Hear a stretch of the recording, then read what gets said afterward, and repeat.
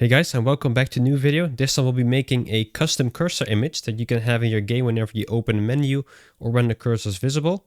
So let's get into it. So the first thing I'm going to do is make the actual widget where we can set the cursor in. I'm going to go to my widgets folder, then user interface, widget blueprint, user widget.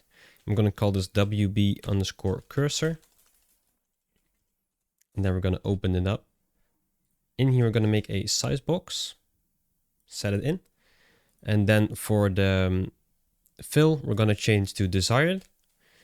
Next up, I'm going to add an image, set the image in here.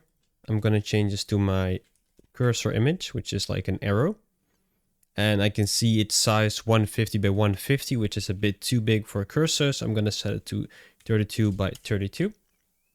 Compile and save this. Then we're going to go to edit, project settings, and search for software cursor.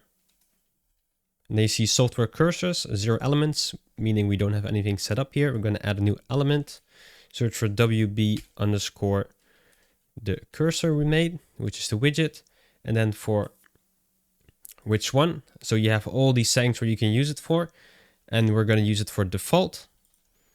And then when we save this, go to our menu map where the cursor is visible, and I click play. You can see I have the cursor with the new image on my screen. And this is all you need to do to set up your cursor. Hope you guys like it, and see you guys in the next video.